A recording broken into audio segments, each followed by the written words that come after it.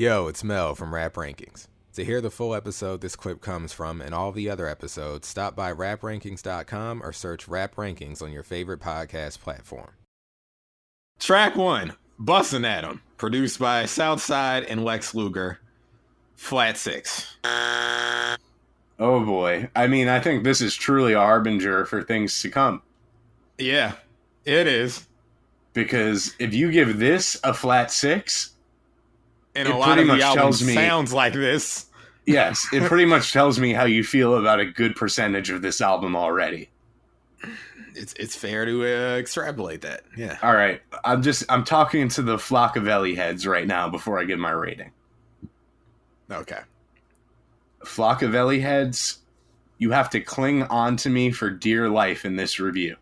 It's going to be a bumpy ride, but I would suggest getting on board with the captain because I think that flat 6 speaks volumes more than maybe any other rating will throughout this review. I will defend you. I just said I'll defend you. I know I am going to need defending, but the part of me wants to be a heel. I don't feel strongly enough about this album as a whole to stand back and watch them attack you and not do anything.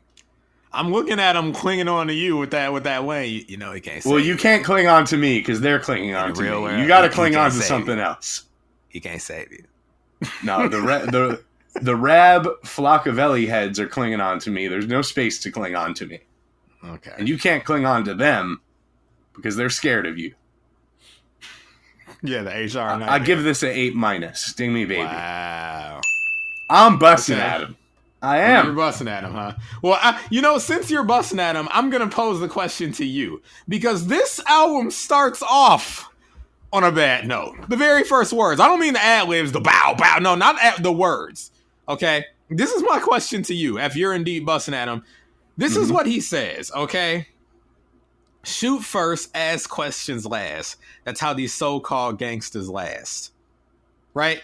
That's what he says. You know what that's a reference to, right, Mel? I didn't, but the bad website was good for once because they told me. It was a reference to Biggie and Hypnotize, who apparently said, gonna blast, squeeze first, ask questions last.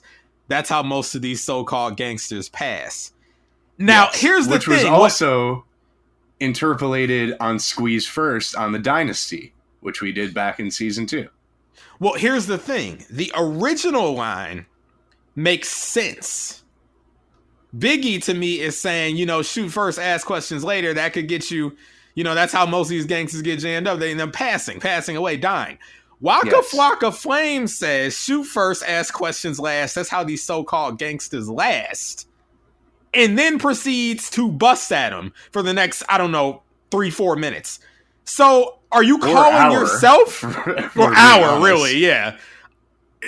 Is he calling himself a so-called gangster too? Because he's busting at him.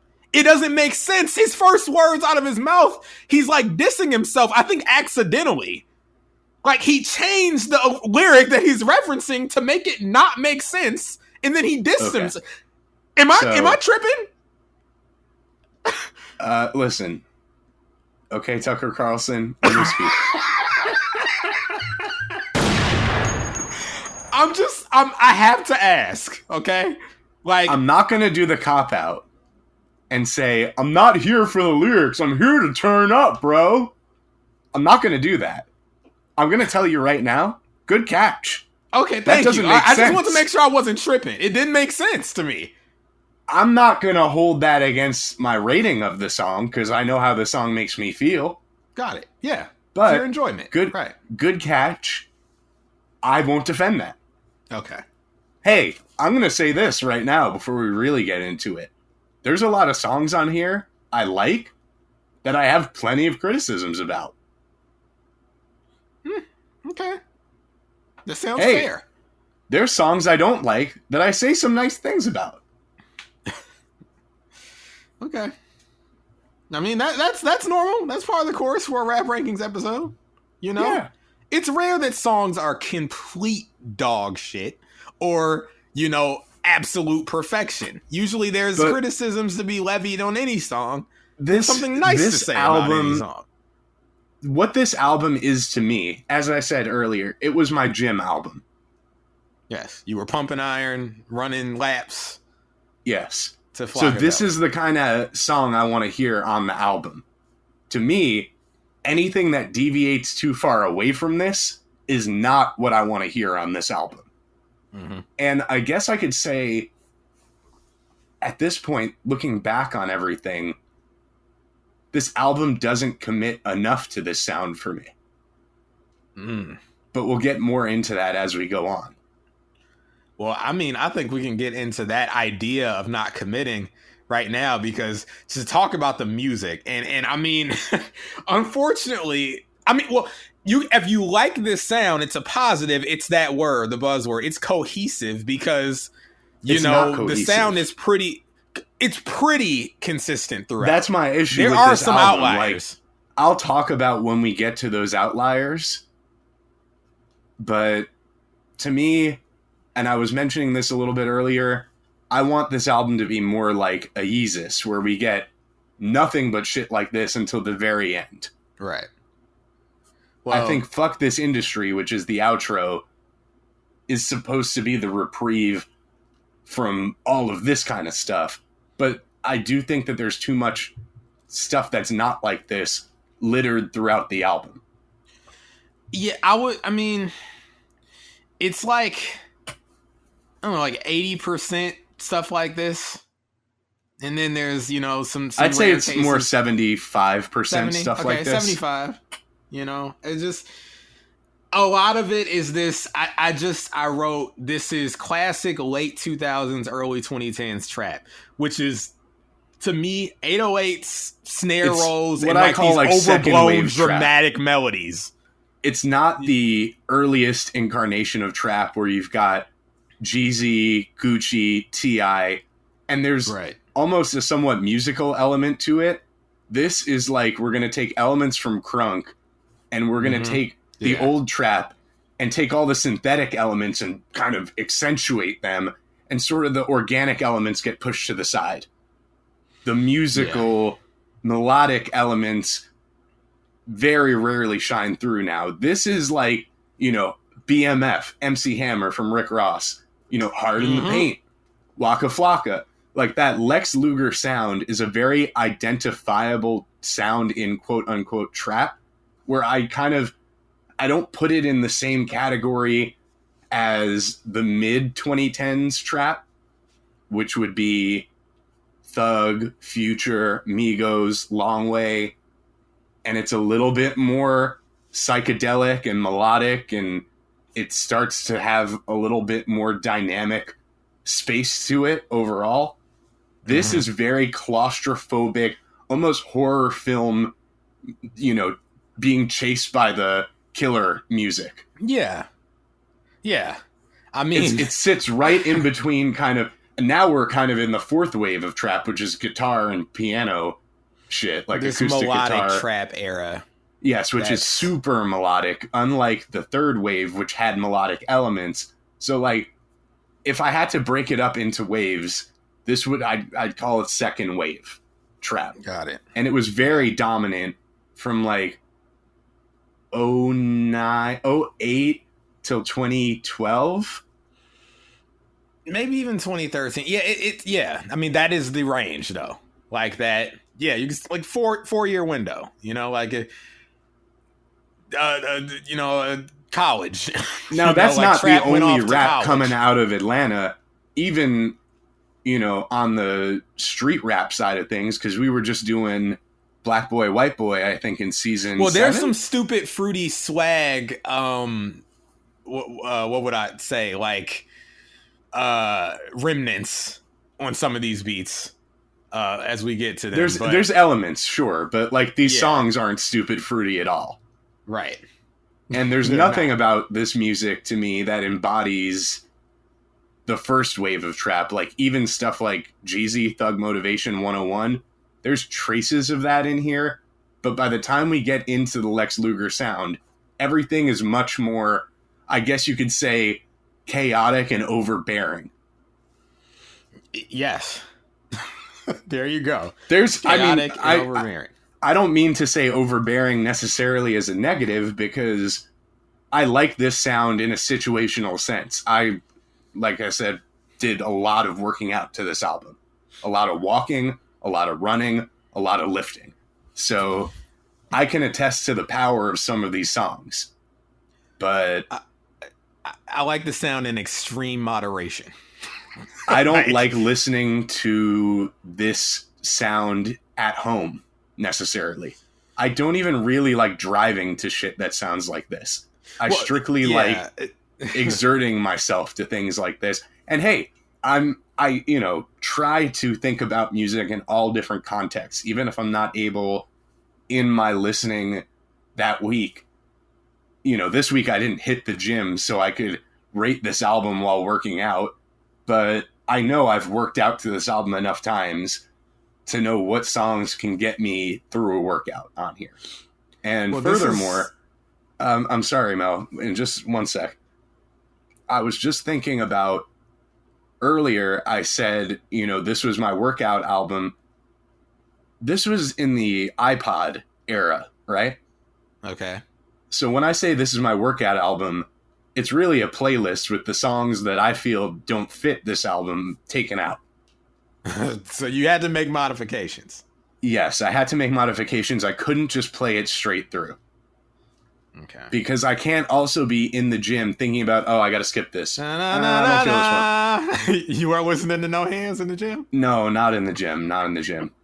It's just not the kind of energy I'm looking for. So, that's just something that I had to think back to. Like, you know what? There are songs on here I did not play when I was working out. I had a more streamlined version of this album that I kind of put together. Okay. And I think a lot of people, not for nothing, albums especially that came out in that era, people might look back on them and be like, yo, that's a classic. Well, my 12-track Flockaveli that I'd run in the gym might be a fucking classic. But the 17-track version that we must The 17-track version, and not only that, the version that I had a different version of Oh Let's Do It. I've had the remix in there instead. We'll talk about that later on. But, I had my own little custom version of the album that I could listen to in the environment that I like to listen to that album. And I thought also, why haven't I listened to this album in so many years? Because I found other shit to work out to, I guess, and I don't see myself having a use for this music necessarily as much as I did now that I'm kind of, at this point, I need something new to work out to entirely. But it's not going to be this. To pick up on what you were saying and what I was saying in part one, where I was foreshadowing, saying that I was strategic with my listening this week. What I meant, now that we're in the actual review, I tried to listen to this one in the car more so than I would other albums, because I knew what the complaints would be. It's like, Mel, you weren't listening in the right space. You ain't trap, you ain't turn. You were given it that Hamilton listen in the headphones. Right. No, I couldn't do. I'm like, all right, this is Flockaveli. I need to be attuned to where this music probably works best. So I ran it in the car an extra couple times to make sure I wasn't tripping about these ratings. No, I don't. You think say you don't like driving to this. I was going to say, I don't think people would be mad at you driving around with this. I think that's the central utility for most people for this shit. Like the club, the car. Out loud, basically. Not like pressed up against your ears, but like... Exactly. As long as it's played out loud, I don't think anyone's going to give you any grief over that. For me personally, I don't like driving to that sound. And if you ever hear me talking about riding music, there's a good chance that like it's either like kind of smooth to an extent, or it's kind of got some funk to it. Like that's riding music to me. It's a little bit different than just that's like riding music banger. To me too. Yeah. Like banger in the whip is a totally different situation than a riding song. And to me, riding is not like high speed chase music, which is what this is. Yeah, understand. I agree with Moulz. When we talk about riding music on the show, and when I say I took this to the car and made an effort to do that, it's not because it's riding music. It's because the car is the place where you can crank this thing up. Yes, you know, and you can take advantage of the subs. There's low end, right? Here. Yeah, exactly. You know, I mean, there's low end in the headphone, but it needs to be booming. The doors need to be rattling. You gotta feel it. You have to feel the music in your body. You know? Right. So I felt it as much as I could bear this week. And okay. To what you were saying, like, this is not for as much as this is touted as the energetic album, as much as you like took this to the gym, the 12-track version that you made. My issue is, even on a track like this that is mostly energetic, the beat keeps dropping out so he can say the hook, and it reminds me.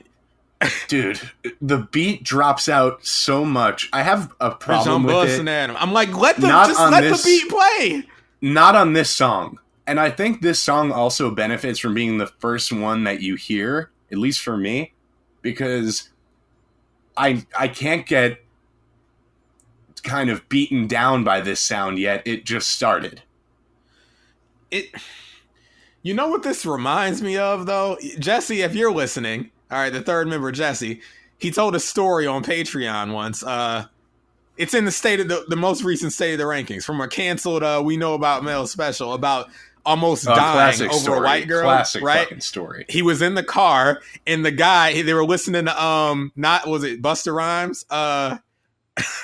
Was it, every time the song said stop, the dude would drive, and then every time Busta said stop, he'd slam on the brakes, break your neck. And like, it reminded me of that stuff. Like, the beat's going like 500 miles an hour, and then when it drops, it's like we're just slamming the brakes. I'm like, what are we doing? Are we turned up, or like, what are we actually doing here? Like, I can't fully get going. That starts to get to me at a different point on the album, but vocals are frequently isolated, and the beat is dropped out for a couple seconds and then brought back. It's disorienting for me, you know, especially when the beat is this chaotic and busy and dramatic to like drop it out so frequently. Yeah, dramatic. Yeah, you can't do that with a beat like this. To me, okay, just how I feel. Crazy Mel, you know. But respect my friend Tucker Carlson, okay. He's a good man. If I gotta be Tucko tonight, I gotta be Tucko. I don't know. It's just. You know what? Let me get back on my Tucko. Here's what I gotta say. Shooting a gun, aka busting at him, shouldn't sound so casual. Okay, now look, hold on. I get it. It's like Mel. No. Mel, aren't you the same guy who likes a gun is not a math problem? I won't even think. Lil Wayne said that, and you was rapping that all in high school. You love plenty of bars that are just as reckless. Fair enough.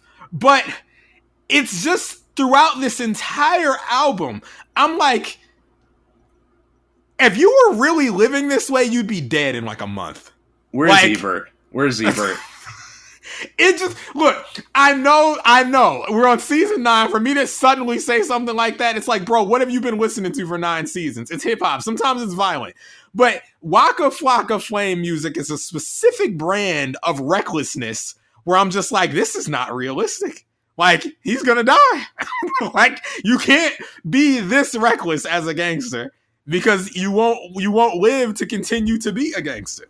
It's fake, like, bro. I know, right? It's fake, but you can't bust at everybody. You busting at them. It just, you got to take a break.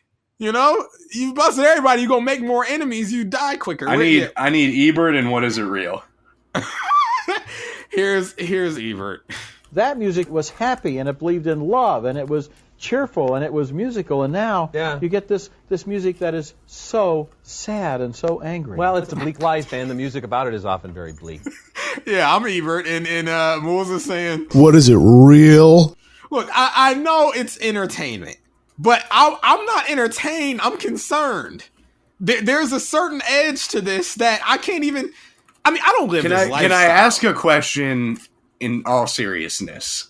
Yes, absolutely. And I promise not to judge your answer. It's fine to answer this any way you choose.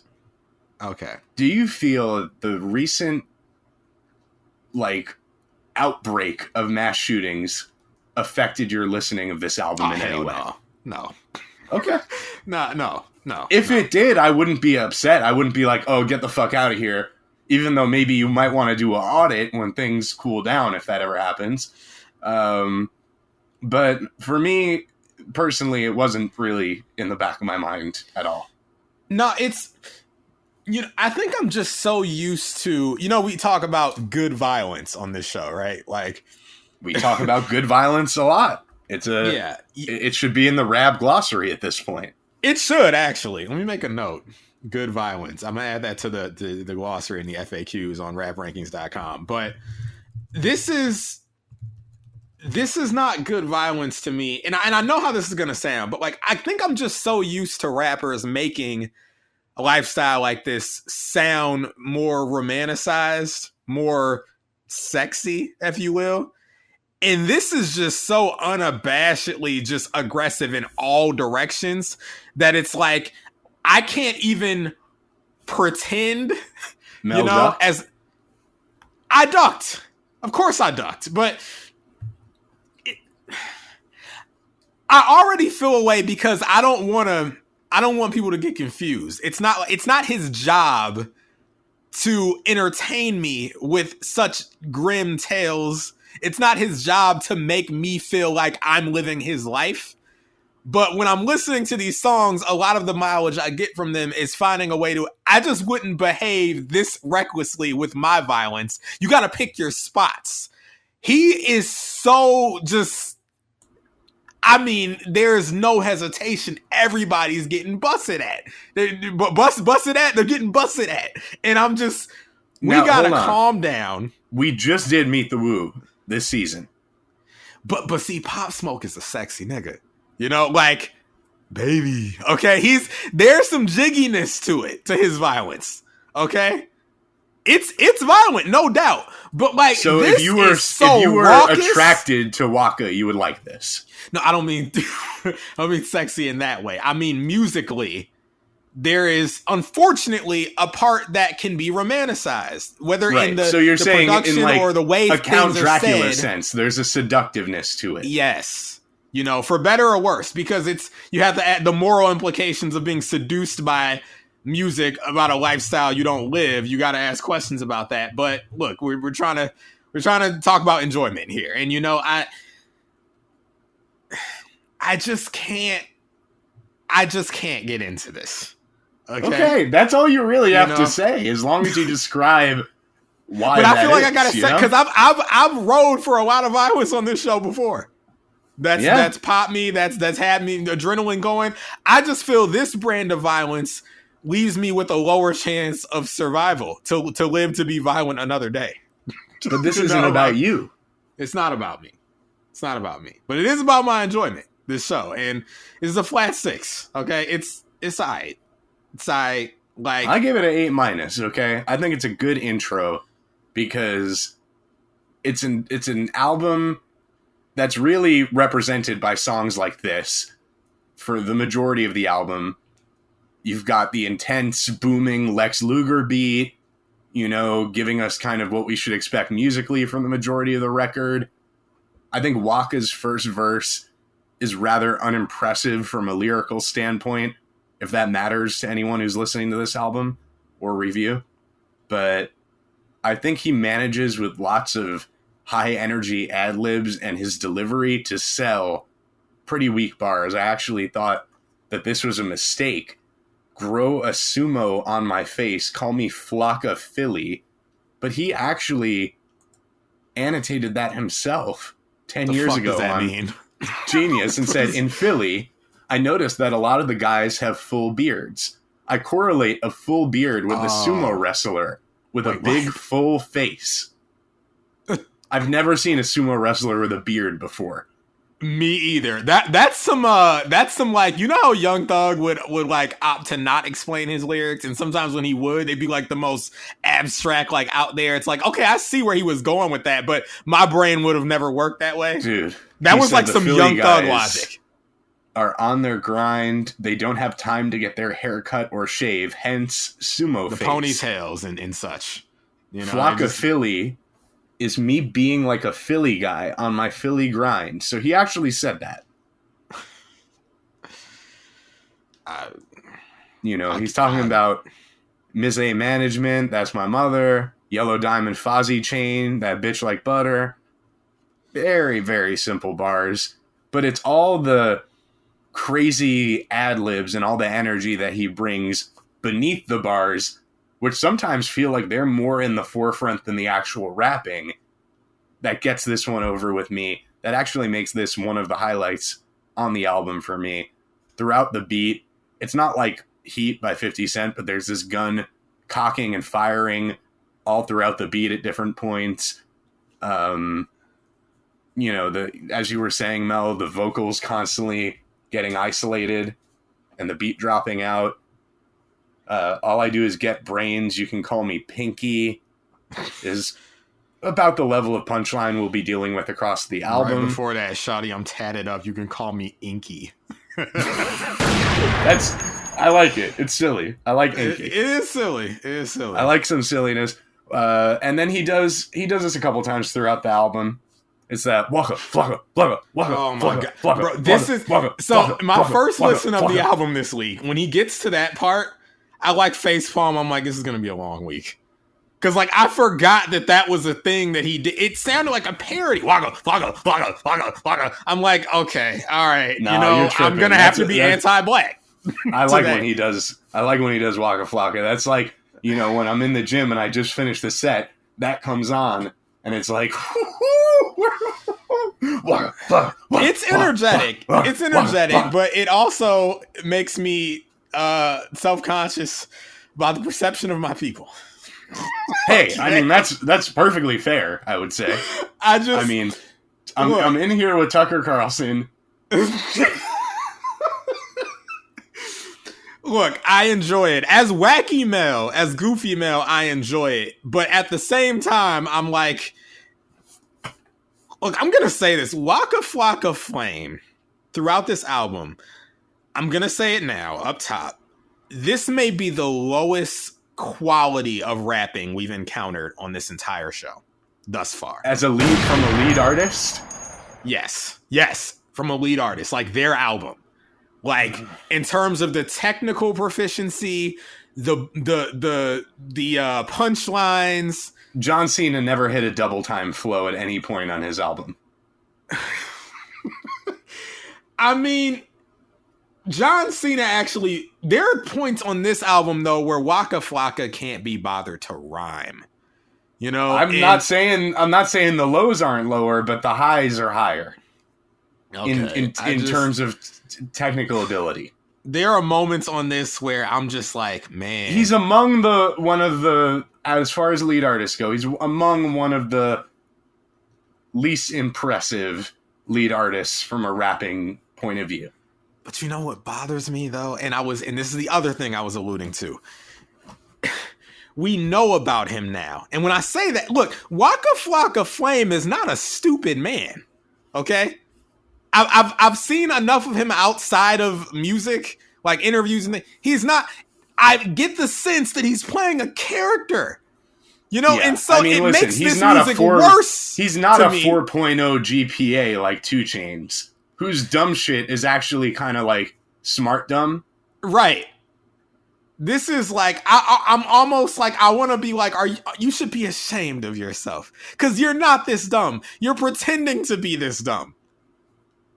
Like I don't.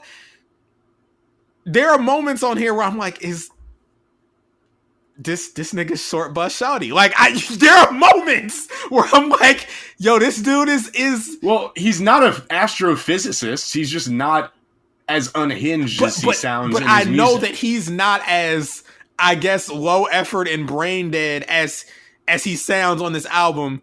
I don't know. After real that life. Explanation of the Philly sumo beard thing. You gotta be smart to even, I think, let your brain all I'm saying be free associative like that. I mean, not a Little John or 2 Chainz situation where it's like, nah, this dude's actually a genius. Look, I think he's a lot. This is him. It's think a work, playing a but role it's that not he felt like people wanted. It's a work, okay? And that hurts it though for me. but it's not a total work. Look, I mean, I'm not questioning his street credentials or anything like that. I'm just saying, like, the lows are so low that I'm like, no, come on. Like, is this it? Like, it's almost insulting to me. Well, I mean, I don't think I'm not the target audience here, but if I was Lisa, I would feel and say, it's like, this is what you think I want. But let me ask you a question. How come you don't feel this way about Gucci? Oh, Gucci's way more nuanced and clever in his music. I agree, but I mean, Gucci, I think, is a very underrated rapper. But Gucci's out there. Like, Gucci can be abstract. Gucci is all I'm saying much better rapper than Waka Flocka Flame. But you can make the same accusation as, like, dude, you're much more intelligent than this, quote unquote. It's not the content that makes 21. Me say it's 21 Savage is another example. Mel, we know he's a guy, but that's another guy who's much more clever in his writing. Like, right. It's not the violence. It's what he's saying. It's not, the or bars. even Rick Ross. It's not the fact that he may be embellishing or dumbing himself down like, to an extent. Bang, bang, shoot 'em up, drugs, like you're smarter than that. I know it's an entertainment industry. That's what sells. Sex sells, violence sells. That's not the issue.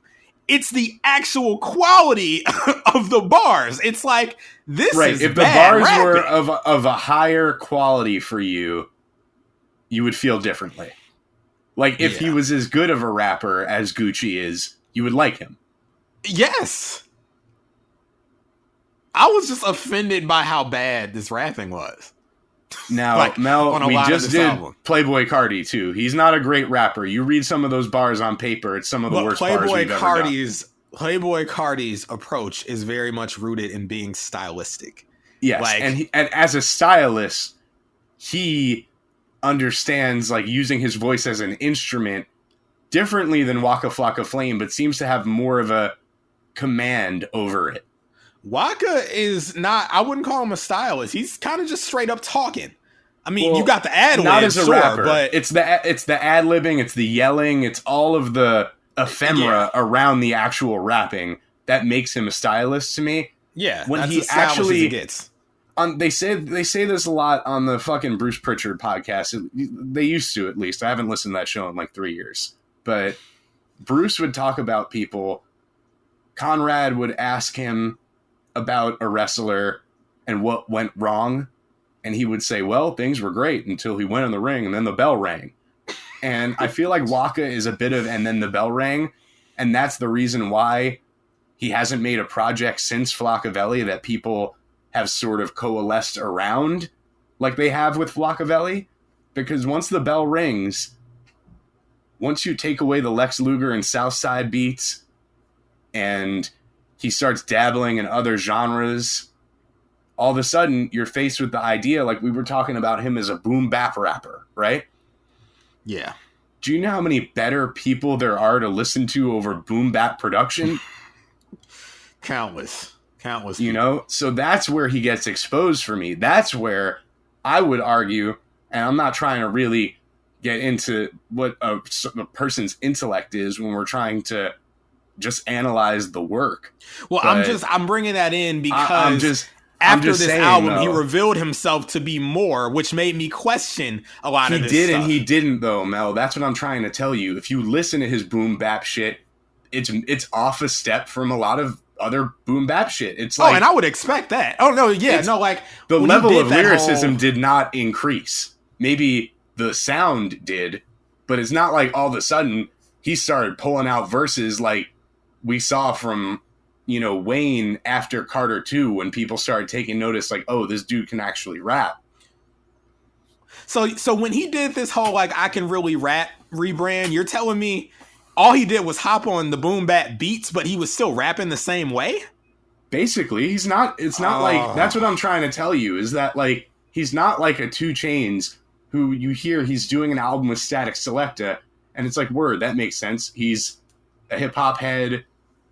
His dumbed down music is actually extremely like self-aware dumbed down. Whereas I think Waka is smarter than he may lead on in this music that you're listening to right now, but I don't know by how much. I don't think he's a recklessly violent individual like he's been portraying himself on this album. No, he's a philanthropist. He's got honorary degrees. Yeah, great, but he's also .eth. I mean, I don't know if he's the brightest bulb in the socket, is what I'm trying to say. Oh, man. I mean, there's a middle ground. That is all I was trying to say, between like your Little Johns and your 2 Chainz, and where it's a work, and they're geniuses, literal geniuses. And then you remember you've that got rumor, like Wayne, it was like, you know, in his prime, where it was like, is Wayne is getting a degree in like, it was like psychology or something. Yeah, I heard that. I mean, even on Fireman, he says, "Quick Draw McGraw, I went to art school." And I was like, I think that was just a bar, but yeah. I just, you know, I don't think that Waka is like some hidden genius that like is super dumbing himself down. I think he may be glorifying a lifestyle that he necessarily wasn't living at the time, but I don't know about putting him in that, oh, he's working us all, he's much smarter than this, because I've heard I wasn't trying to say he was a super shit, genius, and just I've heard him on his boom bap shit, and I'm not impressed. I was never saying he was a super genius. Just do something for me real quick, if you don't mind. Okay. Because lately it's been dicey sending you shit while we're already on the air, but if you could pull something up on YouTube. Let's see. I gotta get you the name of the song. So this is like a more recent song from him. I think this might be the newest song from him on my computer. And it's called Vinyl Freestyle. It's from 2015. And this is him like on his boom bap shit. This is I Can't Rap Volume 2. Yeah. Yeah, he was like I was saying, he was leaning into the whole, oh, you think I can't rap thing. Now, granted, I never listened to these, so I didn't know how much better he performed as a rapper. But if Moulz is saying it's not that much better, we're about to find out. I swear to God, I see more TikTok ads on YouTube than anywhere. Jeez. YouTube should be trying to protect they turf. Why are they allowing so many TikTok ads? Hold on. I gotta wait for this stupid ad. Okay. Download the Domino's app today and become. I already got the app. Rewards never to earn points towards free pizza. I'm 10 points away for the record. Okay, here we go. Trapaholics, real trap shit. It's so cold out in these streets, trying to make your best ends meet. It's like you drowning in the sea, and know you want it to be free. When the rain coming down, keep getting wet. Keep your head up to the sky. Keep your eyes on the sunset. Damn, son, where'd you find this? I done did it all. Went from living in a prison cell. I done been to hell, killing me inside like it's sick as hell. Black man with a record, just don't wanna give him bail. Even back then I witnessed the justice system fell. Trap shit. Cold world. So I gotta be a polar bear. Invincible. All right. Okay. You see what I mean? Rapping over a boom bap beat doesn't make you any smarter than rapping over one of these beats, okay? No, you're right. You're absolutely right. Like I said, I mean, outside of music, the interviews and things that I've heard from him, I'm like, this guy is above this character that he portrays on record. Yes, but a lot of people are above characters. Or yes, below even. but this character on record is so below. You know, but hold like up. When other people portray a character, it's better Chance than the Rapper, this. though. Chance the Rapper is below what he portrays himself to be. Well, that's okay. Well, now we're getting into like that's a moral conversation, folks. I've heard things about Chance the Rapper, in his personal life. He's some of my friends have encountered him. He seems to be a bit of a jerk. Okay, Tobias Funke voice. But that's not what I mean. I'm just saying, like, other rappers who portray a character, their character is better than this character. Is what I'm saying. You don't like the character. That's what this comes down to. I don't like the character. Okay, the character is bleak, nihilistic, angry, aggressive, not something that you buy into. That's fine. He's just not a good rapper. Like, you can be bleak and nihilistic and all. That's fine. That's great. You know, I love that. I'm emo Mel. You know, but like, please rap well. That's all I'm asking. You know. Well, I think you're out of luck, pal. Yeah, I know. I mean, about the actual raps themselves, I want to say this because I wanted to ask. It felt like, in comparison to other verses on this album, maybe somebody else like wrote this first verse. Like, I thought Wayne at first, but he mentioned Gilly, so I'm like, no, I don't think Wayne would have done that. I mean, I don't think this is on par diss. with the versing. The versing. It's not on par, but like some of the flows, like I could hear Wayne being like, "Nigga, what's the dilly? Let me know what's bracking. Ain't no cameras around here, nigga. Stop acting. You know, stop that acting." Like it. I mean, Wayne would be better than Subtract Them Like a Fraction because if Wayne goes, I mean, this was 2010, and Wayne was definitely not at his best, but I would hope he would be able to write something better than this. Everybody packing like Nick Minaj ass. Like, I just, you know. Nick Minaj. I don't know. I'm not saying it's a good verse, but it sounded different from the other verses where I'm like, maybe somebody wrote this because he's like, it's track one. I got to make an impression. It's not the verses from him are really an afterthought for me. It's the beats, it's the hooks, it's the ad libs, which are all throughout his verses. It's about maintaining a certain energy. I will not sit here today and defend this man as a rapper. Okay. Well, I'm glad to hear that because it would have been a long night. But look, my only other note is the irony in Dick Got Her Hooked. Now that bitch called me Phonics, when the whole time I'm listening to this, I'm like, Phonics would have been great. For, you know, that just would have been great if everyone could have just like, you know, consumed, you know, Rap Rankings listeners, Mrs. Phipps and Snoothy, you know, I told you about them. That's how I work. You can learn to read with Mrs. Phipps and Snoothy. Okay, that's what Waka Flocka needed. That's what a lot of these weak here, YG, Hootie, and all these people, we getting into it, okay? We need some phonics in this bitch. Okay, all right, listen. This guy is TC Hootie, Tucker Carlson Hootie. I told you it was gonna. I hated to have to do this tonight because this is an album where I really felt dumb listening to this. Like, look, people, I know what the appeal is supposed to be, but when you it just doesn't appeal to you. It doesn't work. It doesn't work. All right. Well, we tried. It's only track one. Okay, we got more. Yeah, but I wrote this in the notes. Dare I say, if you aren't feeling this one, you're in for a bumpy ride for the rest of this album, with a few exceptions. And I note it fades out and fades well into the next song. All right. Yeah, there's that little delay, like echo ending, and it goes in. You want to go to the next track? I do. I mean, it's only been 50 minutes since we started the actual review. Why not? Okay. Yeah. I think we busted at them enough. That's what I was saying. You know, all that bussing. All right. 8- for me. I'm busting at them. Okay.